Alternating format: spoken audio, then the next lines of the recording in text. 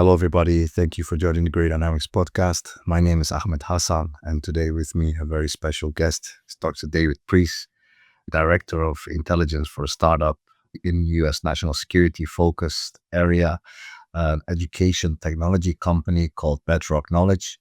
He's the co-host of the Chatter National Security podcast and a senior fellow at the Michael Hayden Center of Intelligence Policy and International Security. David also served at CIA as an intelligence officer, manager, and a daily intelligence briefer, as well as at the State Department as a desk officer during the presidencies of Bill Clinton and George W. Bush. During the Bush administration, he personally briefed the president's daily brief for more than a year to the Attorney General and the FBI Director, and occasionally into the White House. He has previously taught graduate classes at George Mason University's Scar School of Policy and Government, and undergrad classes at GNU, George Washington University, and Duke University. He has written 2 books about the U.S. presidency. The first, The President's Book of Secrets, awesome book, by the way, relates to the U.S. intelligence officials brief the commander-in-chief on the most sensitive information in the world. For this, he became the first author to interview for one book every living president, former president, vice president, and CIA director from previous administrations. His second book, How to Get Rid of a President, History's Guide to Removing Unpopular, Unable, or Unfit Chief Executives, covering all of American political history. It stands as the definitive survey of how presidents have left office. And lastly, David has appeared often in broadcast media like CNN, MSNBC, Fox News, NPR, BBC to discuss the presidency, national security, intelligence issues, and he has written for outlets including the Washington Post, Foreign Affairs, Foreign Policy, War on the Rocks, Lawfare, the Daily Beast, Politico, the Cipher Brief, the Bulwark, and the Houston Chronicle. He also BA from Illinois Wesleyan University and MA and PhD in Political Science from Duke University. David, you've achieved a lot at such a young age. Ahmed, thank you. Hearing all that repeated back to me reminds me of a lot of good times over the past couple of decades. But what you can tell is by listing those things and putting them together, you realize I haven't stuck with one thing for a very long time. I've moved between various angles on it, but always returning to the importance of principles of national security and how intelligence can better inform policymakers to hopefully make better policies or at least avoid the worst ones. Right. Now, as I said before we started the podcast, I knew your book, but I hadn't placed the name with the book, so it was really cool to see who you actually were. So what I'm really keen on finding out, and just on a side note, when I saw you went to Duke, I grew up in Europe, but I always wanted to go to Duke University because I used to play basketball. Yeah. And obviously Duke is an institution in college basketball. It is. And I'll tell you, I was the same way. I always wanted to go to Duke University too, as soon as I was aware enough as a teenager to know about it. And I did not go there for university studies. But then when it came time to get a master's and a PhD, it was the obvious choice. And I have to say, it still is a magical campus. It's just a beautiful campus that is designed to look like a campus of old, even though it is actually more modern. But it's just a wonderful institution in so many ways. And even if you don't get a chance to attend, getting a chance to visit and hopefully getting to Cameron Indoor Stadium and watching one of the basketball games would be a highlight for you, I'm sure.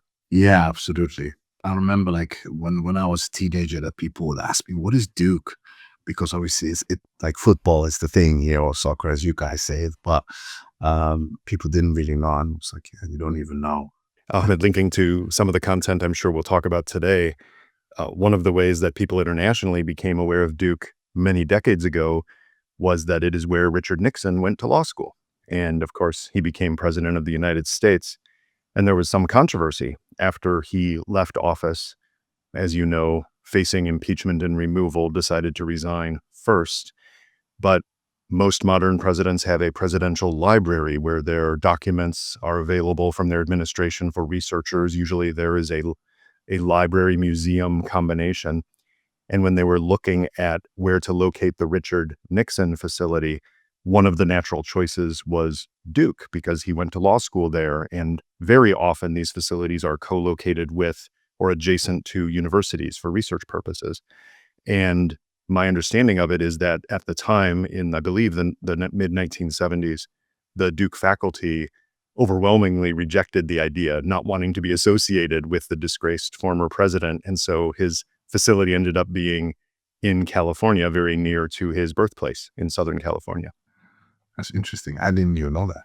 So, how did your career start, and how did you get, particularly like when you were younger, did you think of this is the career path that I want? I mean, it's kind of a red thread, I think, for most people. But what were your first steps into this history? Yeah, it's a bit of a disappointment because I had not thought at all about working in the field of intelligence. I was interested in international politics and foreign affairs writ large. And I knew when I was in graduate school, about to receive my doctorate, I knew I couldn't keep going to school forever. And so I was looking for something to do. Many of my colleagues there now are renowned professors around the country and around the world. And I did enjoy teaching, but I knew I didn't want to go into academia 100%. So I was looking around for things to do. It did not occur to me to apply to an intelligence agency, and I can't put myself in my headspace at the time to know why I hadn't thought of it. But instead, I was simply speaking with people I had met at conferences, people whom I had interviewed for my dissertation about possible policy advocacy jobs and other things related to that. And sure enough, one of them connected me to someone at the Central Intelligence Agency. And when they described the work that they were interested in me doing, it sounded wonderful because the first position I had was a position as an analyst. And the way it was described to me is you get to research and write about issues of national importance. Your readership will be very limited, but it may include the President of the United States and those around him. It was a him at the time, as it still is. And you will have access not only to all the material you're researching now and using in your material for your dissertation and academic articles, but you will also have exquisite intelligence sources from human sources, from imagery, from communications intercepts, and other sources. So you will have a better picture of the area of the world you choose to analyze than you've ever had before, and we'll actually pay you to do this. And I said, sign me up. It sounded like a wonderful opportunity for someone who is interested in the world and always wanted to learn more. And I was hooked. I enjoyed the job. I ended up doing many different things beyond that initial job. But it was fortuitous. Serendipity played because I had not been seeking a career in intelligence or a career even in national security government circles, but that's where I ended up. Very cool.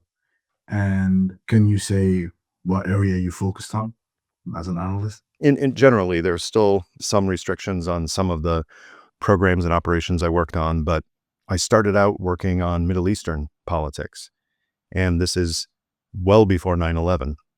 So this was a time before the huge surge into that area. And similarly, I started working on counterterrorism for the government before 9/11. As you know, after 9/11, there was a huge shift of resources to a lot more coverage of the region generally, but specifically a huge surge into counterterrorism. So it was an unfortunate circumstance, of course, that brought that about, but it was wonderful to see so many brilliant people applying their skills and tradecraft to the most urgent problem of the day at the time. So yes, as an analyst, both at very tactical and very strategic levels on Middle East counterterrorism, and then worked as a briefer, as we'll talk about, communicating intelligence to policymakers at the highest levels, and working as a manager, leading other intelligence officers in the field. Very interesting. And we talked a little bit about the intelligence management, but also on the briefing. How did you experience, because we've interviewed a lot of your former colleagues, but I don't think we've ever talked about what it's like to lead Mhm. people often with type A personalities, I guess, and very smart people. How is that? What is that like? And do you see a difference in leading analysts and leading officers?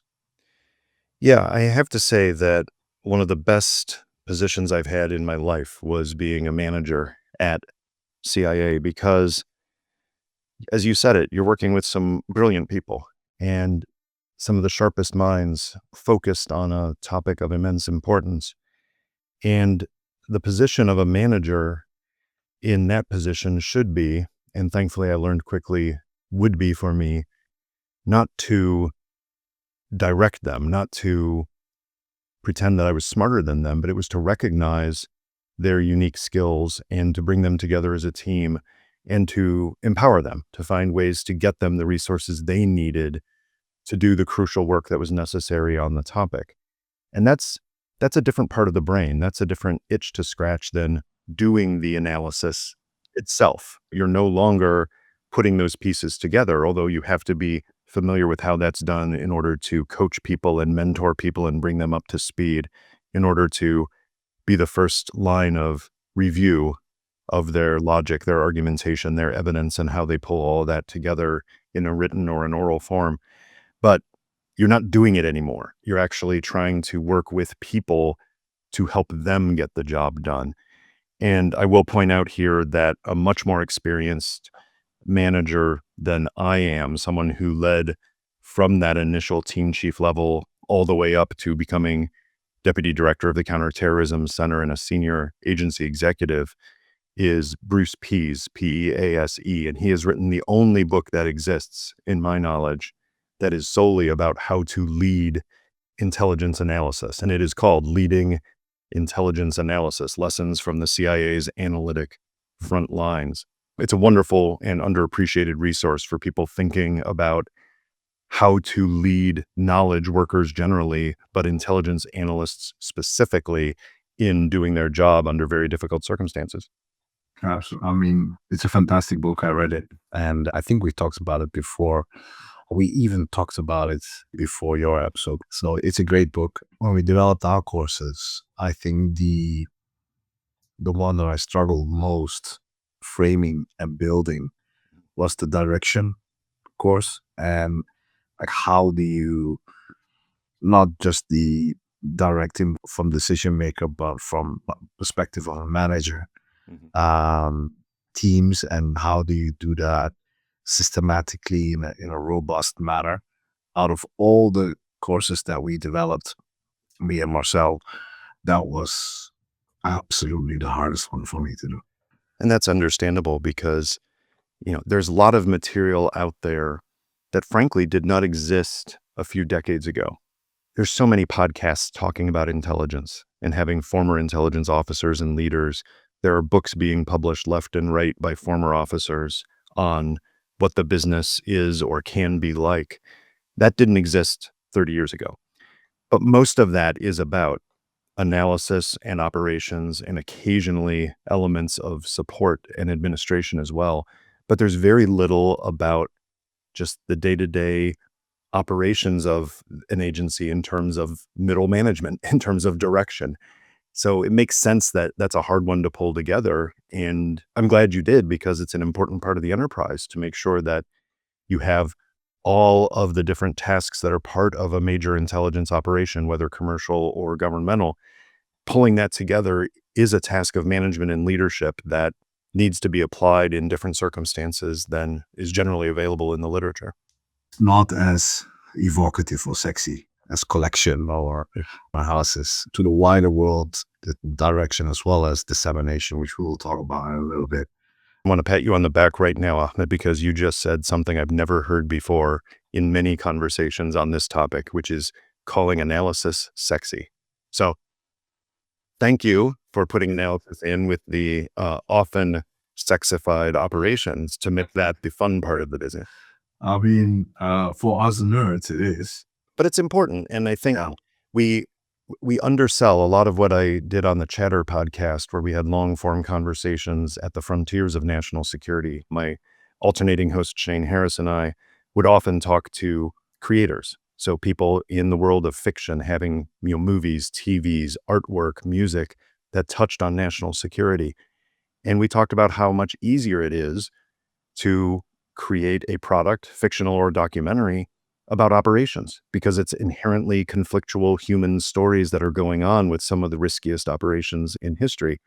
Analysis is much harder to create that emotional connection to in fictional form. So it's understandable that it's a bit more of a stretch to make it seem important. And yet, why is intelligence collected? It is not collected for its own purpose. It is collected for a goal, and that goal is to help inform policymakers. That isn't an automatic process.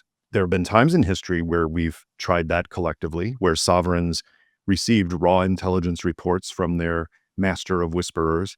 But in the modern sense, we realize having analysis mediate the process between collection and dissemination to the policymaker is by far the better practice, which means there might be some sexy stories about collecting intelligence, but the business of intelligence is about communicating insight to policymakers, and that is the business of analysis. The collection is there to inform the analysis and make the whole intelligence enterprise worthwhile.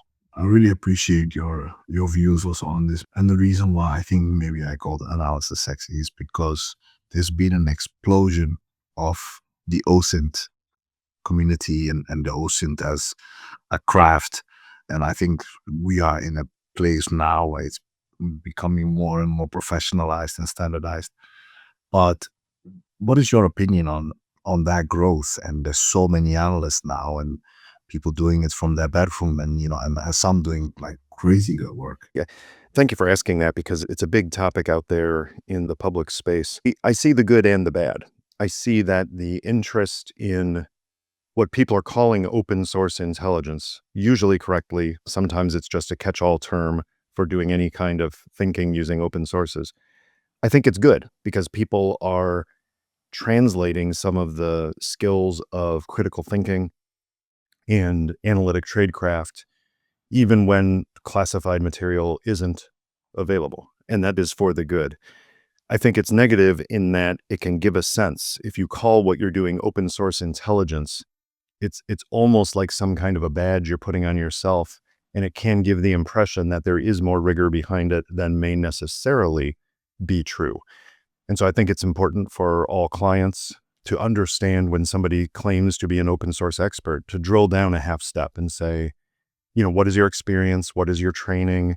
What is your method for doing the analysis?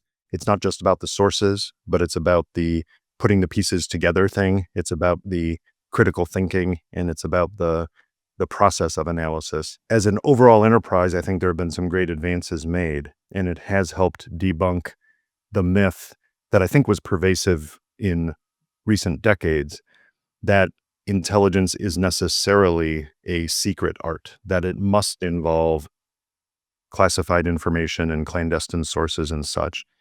And I think we've blown that myth out of the water. Some of the best analysis going on out there, for example, on the Ukraine war, has been in the open source realm due to the availability of commercial imagery, due to the availability of Russian soldiers continuing to use things like Telegram. There have been ways of figuring things out on the ground that would have been hard decades ago.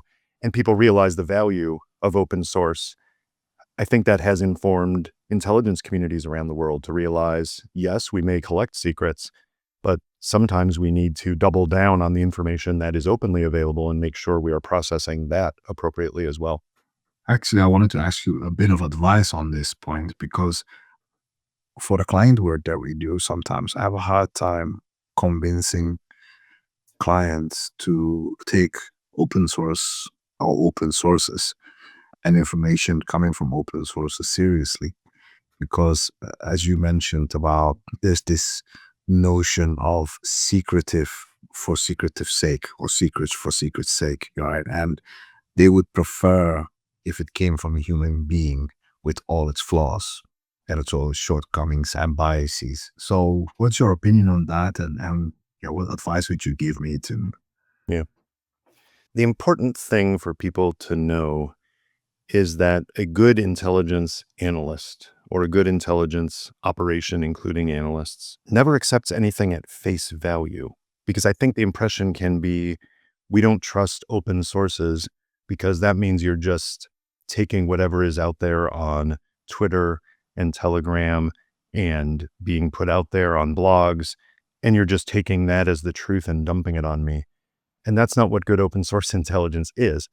Intelligence analysis is about vetting sources. It's about knowing what is reliable and credible on which particular issues and where you gain purchase from different perspectives and weigh them and balance them to put together the big picture.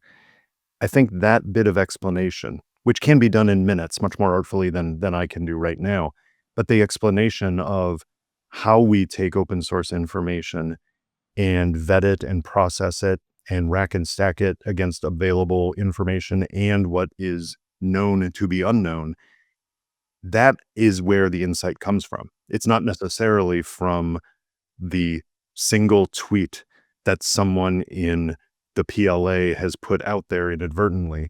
That can be true. There can be gems in open source collection, but it's more about putting together the sources and having the expertise to do so. That's the value add from an experienced analyst.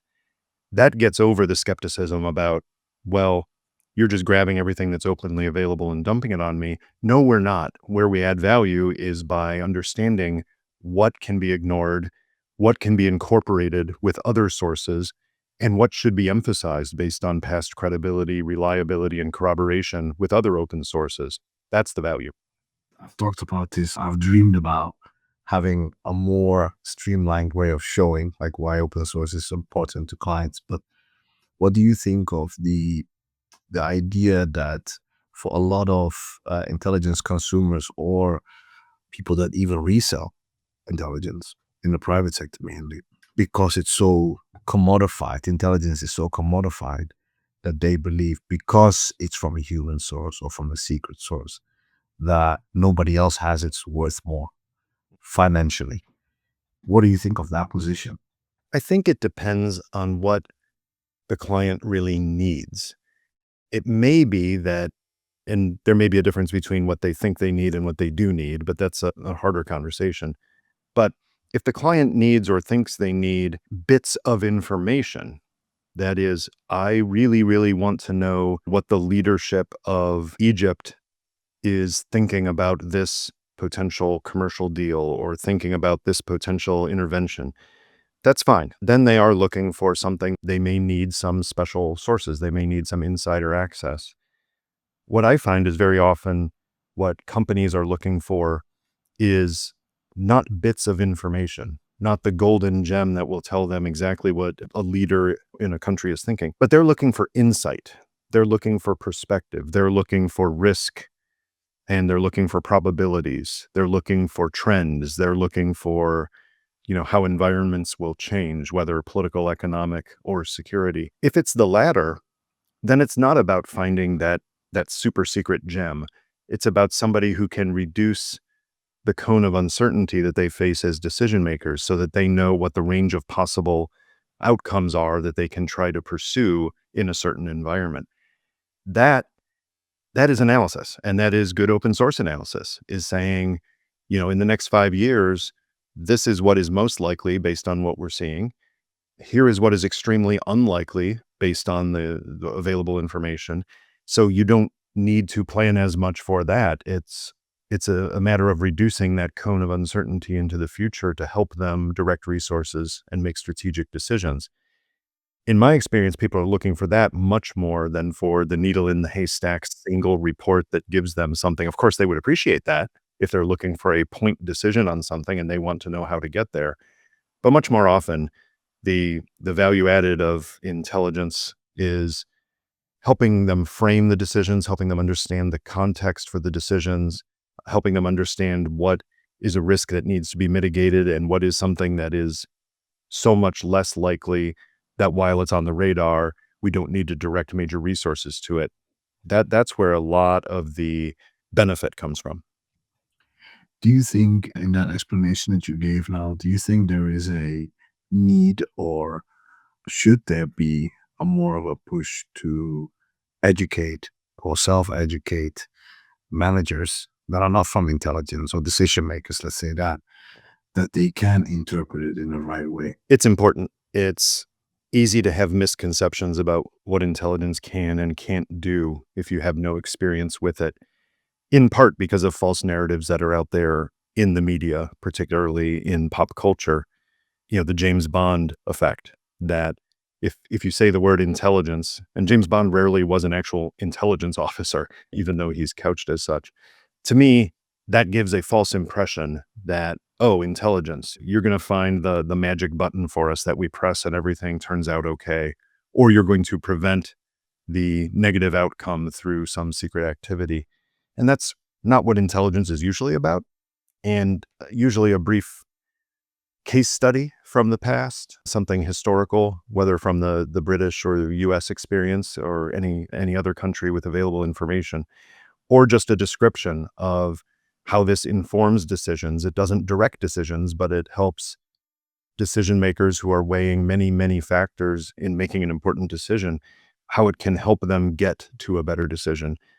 That can sometimes be a brief explanation, but that conversation needs to be had to make sure that people understand what intelligence is likely to give them and what it isn't. On the point of, you mentioned this earlier in your career, pre and post 9/11, I like to ask this question often to people, is the culture shift from more focus on the paramilitary side of the CIA. Mhm. How did you experience that? Did you like it? Did you dislike it? Yeah, I have a limited window on it, but I'll tell you my big picture perspective, having been through it and having looked back at it. There's this impression that has been out there, especially in recent years, that United States intelligence community in particular, and perhaps others, were so focused on the terrorism threat, rightfully, after thousands of people are dying in New York, Washington, London, Spain, Bali, so many resources were redirected to counterterrorism that is often misinterpreted to mean that major intelligence organizations around the world stopped collecting on and analyzing Russia, China, and other geopolitical threats. And that it could not be farther from the truth. There is no reputable intelligence organization of any size in any country that puts all of its resources against one thing. That's not how it works. There can be a legitimate discussion about, did resources move too much to a certain topic and leave something perhaps undercovered? But the idea that any intelligence organization simply forgot that there was a potential Russian threat or decided to sleep on the rise of China for 10 or 15 years is patently ridiculous, because there were many, many brilliant people working in US, British, and Allied intelligence on those topics throughout all of the attention to counterterrorism. So it's a valid question, but I take it up to that level of the interpretation of those times and what they have meant since. It's always hard as an intelligence leader, and I did not rise to the level of being an executive of a US intelligence agency. But when you're at that level, trying to allocate limited resources to 197 plus countries and transnational issues and a number of other things, there's no perfect balance. You always have to make choices. But the idea that there was no balance, that it became an entire counterterrorism enterprise, is just not true. And frankly, is insulting to the people that I know, and some of whom you know, who worked on issues like Russia and China and other areas around the world for years, doing a good job at it. So I just counsel people not to overreact to shifts of resources and assume that means a complete change. Your time as a daily intelligence briefer, I'm really interested in, how did you experience that? What was your first months? What do they look like? And how are the nerves when you're briefing? And how did you experience that? Yeah, so I'll give you a few tidbits there, but I'll also widen it a bit, because I tend to get philosophical about the briefing enterprise now that it's been quite a bit of time since I did it. And honestly, since I've talked to hundreds of people who have either been briefers across different decades and have been the recipients of senior intelligence briefings. So the job of the briefer can be absolutely crucial, but it need not always be absolutely crucial. In the latter case, you can have senior policymakers who process information best by reading, and if there is a well-crafted intelligence product, they can get what they need from reading a document and only occasionally interact with a briefer. At the other extreme, of course, you can have people who don't process information effectively by reading, or at least don't do it efficiently, but they may not do it effectively. Or perhaps at the extreme, don't read at all. And having some kind of oral interaction where the briefer is talking to them is their best way of getting the insight they need. Most customers are somewhere in the middle. Most customers that I've experienced and I've talked to people about have a mixed experience with that. The key is that there's no one size fits all solution for policymaker. You don't just decide that everybody will get the exact same type of briefing format and setup. And this has been shown most clearly in the evolution of the president's daily brief in the United States. In theory, it is the same document for every president since the 1960s. And yet when you look at it and you find out how it has changed for every person who has occupied the Oval Office, and sometimes how it has changed during an administration based on the evolving needs and evolving awareness of the commander-in-chief, you realize that the whole briefing process is about what the customer needs to be most effective in making the decisions that they need to make. In my experience, I absolutely loved the briefing job because you had to be very tactical at a daily level. These intelligence pieces sometimes were very, very specific on issues, and you had to master the information about where every source came from. You had to be able to answer that first tier question that could come about the reliability and credibility of sources, about the logic and argumentation that the analyst used to put together the assessment, about alternatives that could be out there that explain the same information we're seeing but lead to different interpretations. You had to be prepared to do all that. And yet you also had to be prepared to see it from the customer's point of view, to know strategically why these tactical details mattered. I'm not sure I was that thoughtful about it at the time. I think I just felt like I was going into a senior comprehensive exam every single day by taking this information and having very thoughtful, very smart policymakers asking questions, trying to understand the material so they could make hard choices. But looking back at it, I realized that's what was happening, is your brain is operating at two different levels, at a tactical level and at a strategic level of connectivity for the customer based on what their job is. The main thing, Ahmad, that I realized doing the job for over a year and talking to my colleagues who were briefing other customers is that often we were briefing the exact same material. The president's daily brief might have a lead article about something having to do with Al-Qaeda, and the president would be getting briefed on it. The attorney general would be getting briefed on it. The secretary of state and defense would be getting briefed on it the same day. But their questions would differ. And they weren't always differing based on, that customer's ability to process information. It was because of what they had to do in their job. The attorney general might ask questions that were more related to legal issues. The secretary of defense might be asking about the potential military implications. The president might be trying to figure out which foreign leaders he can talk to address the issue that's raised in that article. So it's all about the customer, even though you have to master the material. That's something that's lost in some briefing conversations when people focus so much on communicating the information as it's written, whether it's in a fully textual form, whether it's in some kind of PowerPoint slide. People focus so much on the briefing as if it is some magical product, but the briefing is a relationship, and that information is being conveyed to a person who needs to use it in such a way that the briefer's job is not just to read the text on the slide or in the product. The briefer's job is to make sure that the core messages get through to the customer in a way that is most effective to them. I think I did realize that at the time, but reflecting on it and having interviewed presidents, vice presidents, and others who received information, it's very clear that that's where briefers need to start, is knowing their customer, knowing the audience and what they need from the product so that they can find the best way to communicate it. Do you think there are any secrets to a good briefer or a good briefing?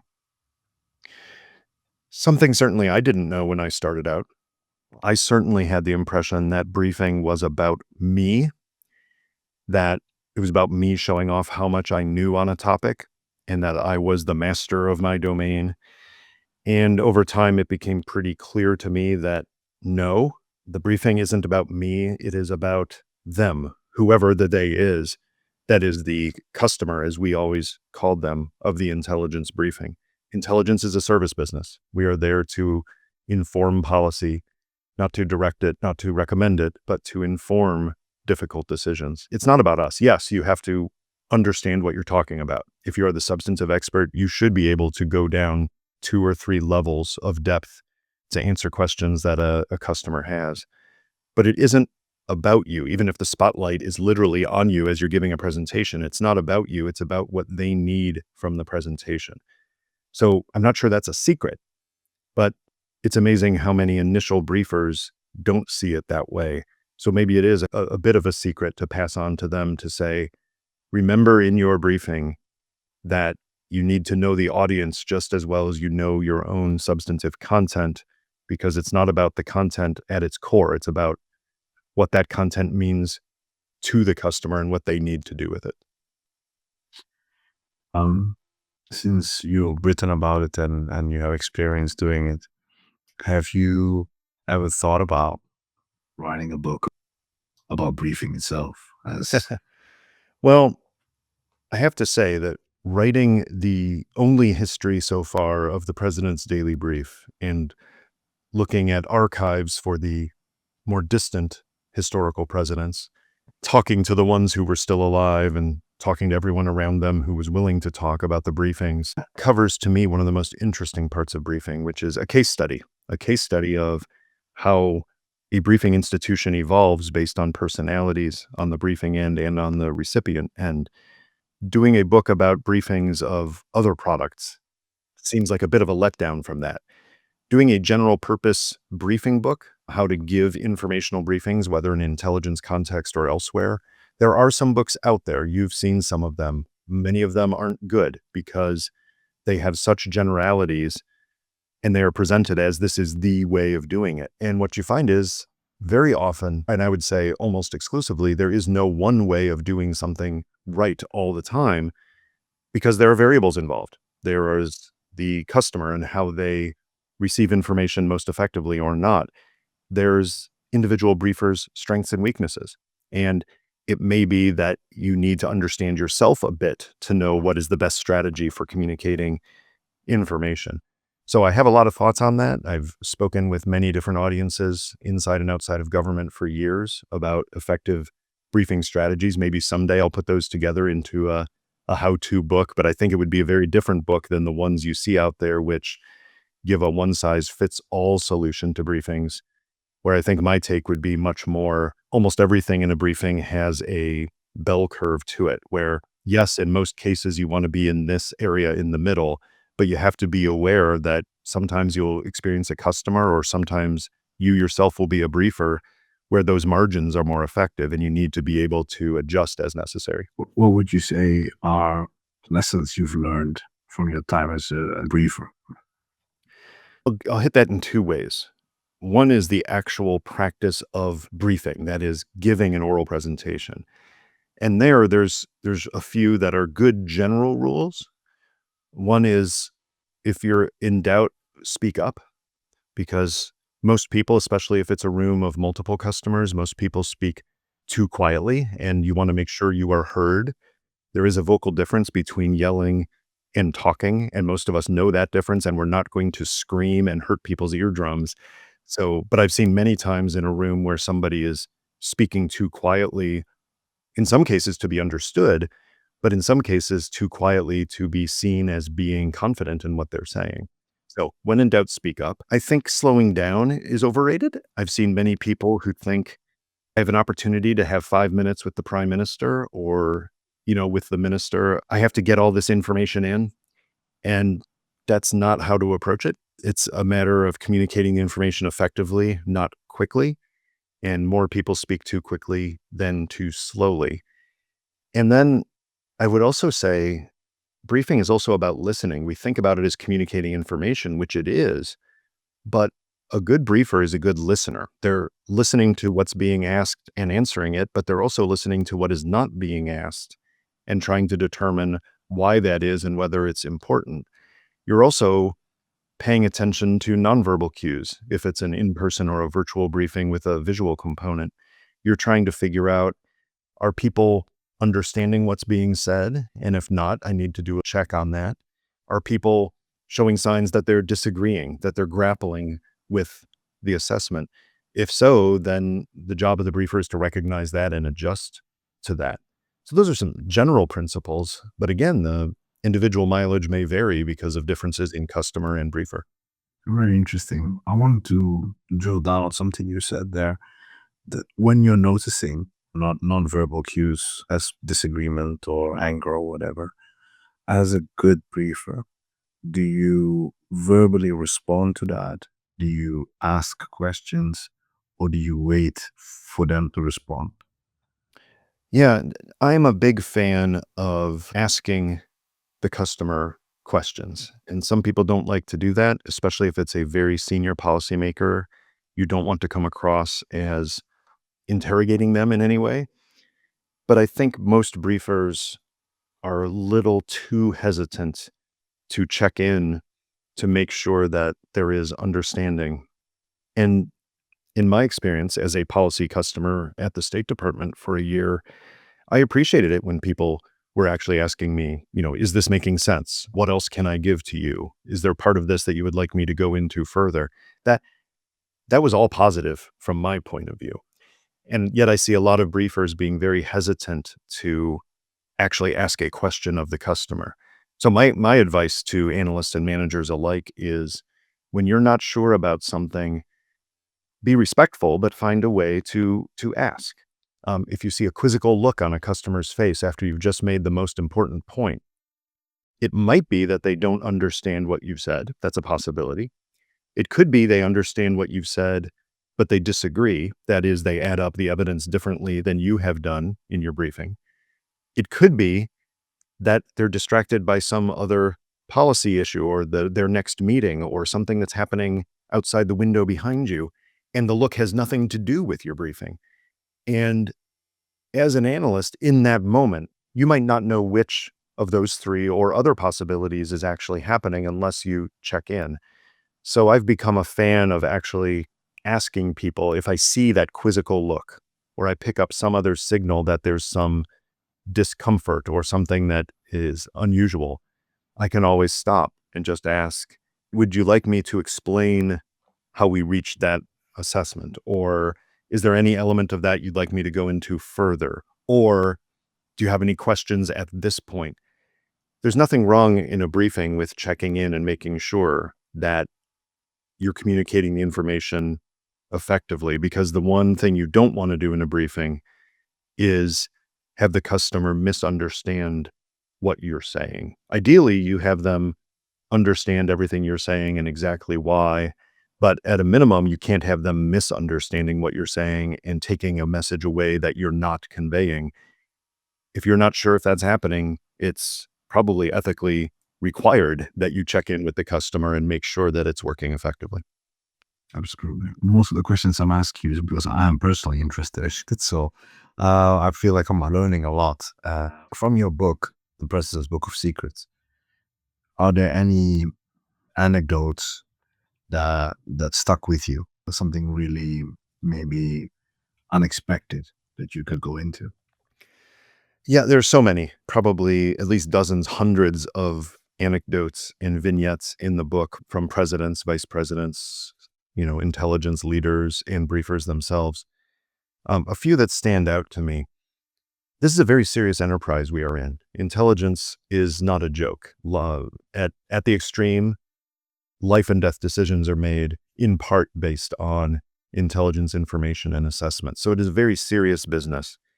And there are anecdotes in the book like Bill Clinton, when he was president, receiving President's Daily Brief. And one of the articles had to do with India and Pakistan as they were escalating in tensions and in a now nuclear crisis because both countries had acquired nuclear weapons, and how the analysis in the President's Daily Brief helped Bill Clinton walk back that crisis. So it's very serious business.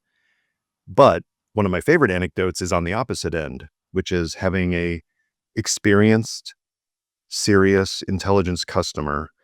And in this case, it was George H.W. Bush, Bush 41, who had been CIA director himself for a year and had been vice president for 8 years, receiving daily intelligence briefings. He becomes president, and the intelligence briefers talk to him after inauguration about, his new PDB and changes and how they're going to format it and all that stuff. And he says, this is all fine and good, but I think the Office of Comic Relief needs to step up its efforts. And the briefer immediately understands what he means. The CIA director was, probably looking for an org chart to figure out what that office was. But the briefer understood what the president meant was, he understood the seriousness of the information. He understood the decisions he was going to have to make perhaps better than any other modern president did at the time of inauguration. But he wanted to enjoy reading the book. He wanted to have puns and jokes and things to make it a little more lively than the dry prose that usually governs these documents. So indeed, the analysts stepped it up, and they would put some elements of humor in the book. One article that an editor from the late 1980s, early 1990s told me was that there was a piece that had to do with the withdrawal of Soviet armor from the former East Germany. At the time, it was still East Germany. And it was something to do with the withdrawal of equipment from that territory. And they decided to title that piece of analysis for the president, Tanks for the Memories. And it was just representative of the kind of thing that George H.W. Bush wanted. He wanted something with a little more lively energy to it. The briefings, were certainly not lighthearted, but they had an informal, friendly atmosphere along with the very serious topics. And that gave me a good appreciation for what a human enterprise this is. Intelligence is not, it can seem mechanical. It can seem like you're putting pieces together in an almost engineering fashion. But at its core, it is a human enterprise.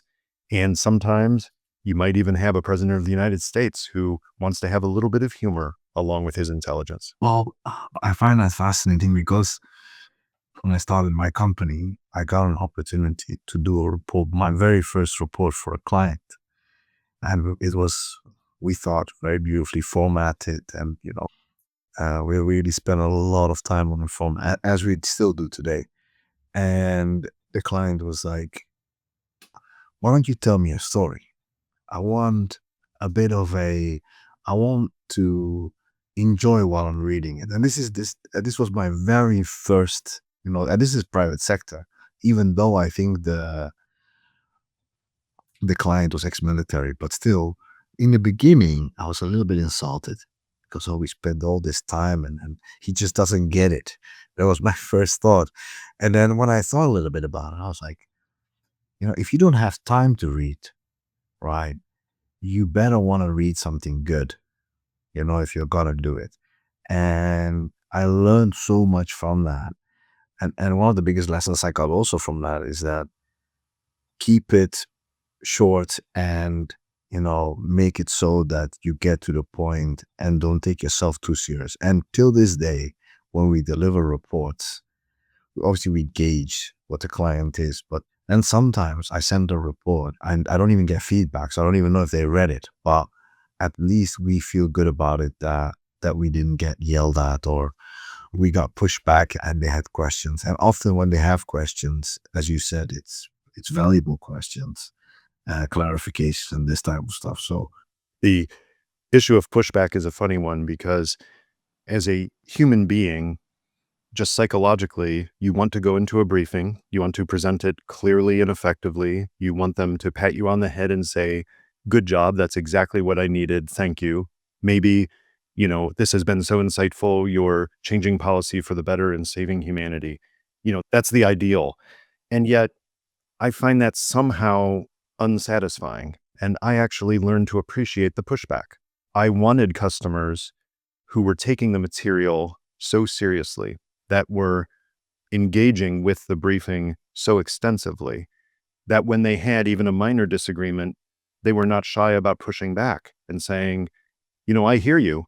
I understand that you have source A, source B, and source C giving you this information, but you're saying that that adds up to this likelihood. I see it as adding up to this likelihood.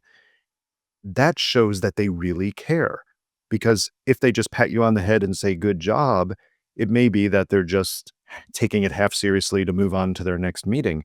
Whereas if they are that engaged that they can argue at the level of evidence or at the level of logic or alternative assessments, that means they are in it. And I would much rather have someone who creates a little bit of tension and pushes back than someone who just sits there politely nods and says thank you. Yeah. You inadvertently might have created more work for me now because we have a client who is an avid listener to the podcast.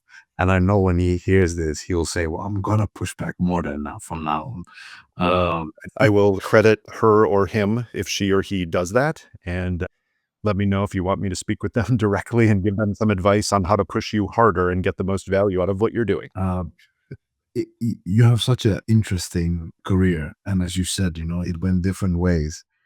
I think it's hard to say, but for young people that are looking at your experiences and your stories and your books, what advice would you give them today? Yeah, it's hard to reflect back and think whether I even did some of these things, but I think especially early on in a career, I'm still doing it now as I figure out what I want to do with my life. Be curious, ask questions. And that can be ask questions of people that are in theory asking you the questions, but keep that sense of wonder and curiosity, because obviously that is at the core of intelligence, is trying to, determine what is hidden, what is unknown, and project in the future as to what is likely and unlikely. But I think it keeps you open to new ideas. It keeps you open to new inputs on the analysis you're doing, even at a tactical level, to retain that sense of curiosity and never let go of it. Paired with that, though, I think people can fall in love with their own analytic lines. A lot of psychology backs this up, that research shows there's a lot of anchoring biases and other things that keep people where they think the best answer is. It's easy to keep thinking that's the best answer.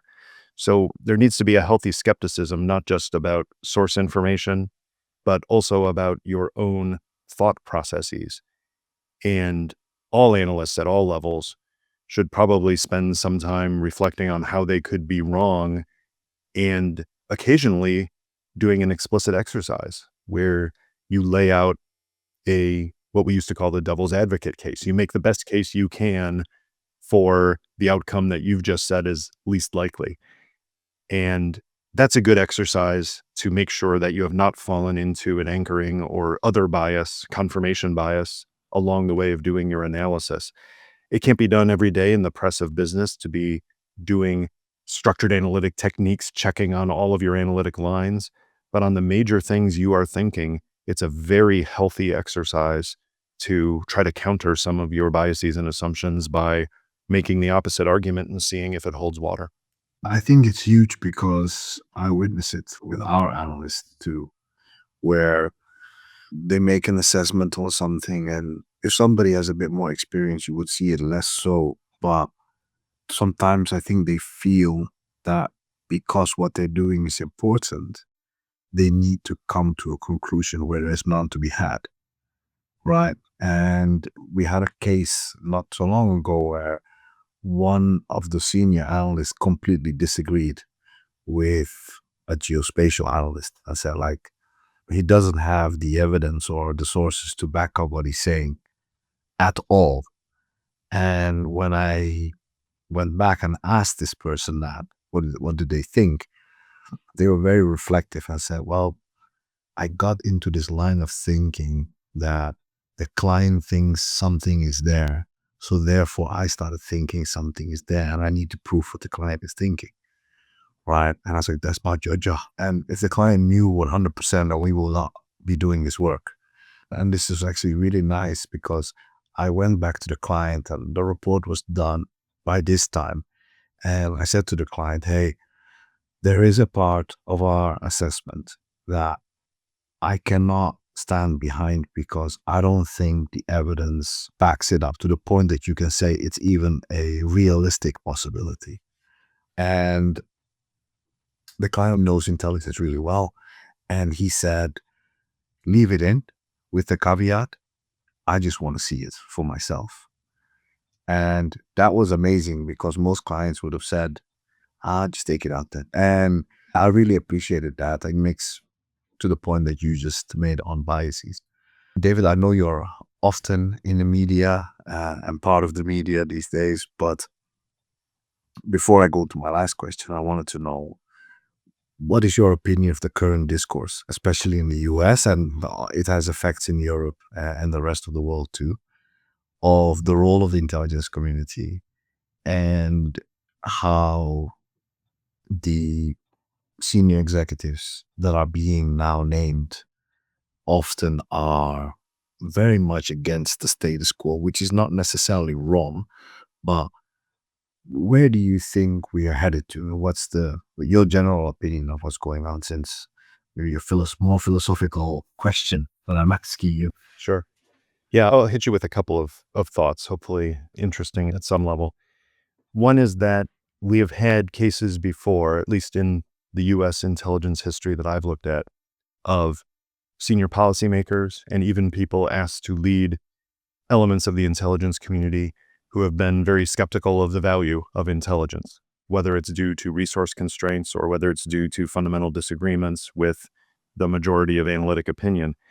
What often happens, not always, but what often happens in those cases is people discover, despite their preconceived notions, that ground truth still matters, that you may want to think that something is happening in the world, but the world doesn't necessarily change according to how you want it to be. And that sense crashes on the rocks of realism that some things are just true. Now, finding out what the truth is and uncovering it in a reasonable amount of time to enable decisions to be made, that is the job of intelligence, to try to provide something that's accurate and objective, but also timely. Those are all good questions. But if there's someone who is simply thinking, well, intelligence doesn't matter very much because we can just make the world what we want it to be, well, the only way to make the world what you want it to be is to understand the ground truth that is out there and where the levers are to effect change. Intelligence helps you do that. And a lot of skeptics about intelligence in the past have come around and find that, wait a minute, there actually is something useful that I can get out of this institution that I wasn't so confident in. So that's one point. The second point is that we have seen some recent case studies where intelligence mattered. And I think the case was very instructive of the lead up to the Russian full-scale invasion of Ukraine, when there was enough intelligence from enough sources that showed what Russia was building up to do, that the Western allies could talk, could prepare, could essentially lay the track for some of the most extensive and rapid sanctions ever put into place immediately after the invasion that had a real effect. So there are cases, even in recent history, not just historical case studies, of intelligence mattering and making a difference, and policymakers choosing to use it in different ways. So I remain optimistic that there will be people who understand the value of intelligence and use it appropriately. But there's no doubt that these are challenging times for many. I think it encourages people to double down on what the real value of intelligence is. It's not telling people what they want to hear, it's telling people what they need to hear. Even if it's an uncomfortable truth, having that ground truth does matter to avoid catastrophic policy outcomes. Absolutely.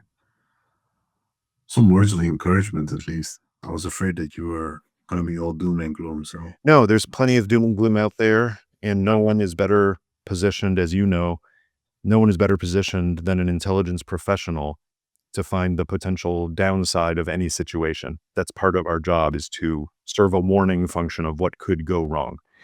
But the whole enterprise is based on progress. The whole enterprise is based on, if you understand ground truth better, you are less likely to make catastrophic decisions, and you are at least incrementally more likely to make better decisions.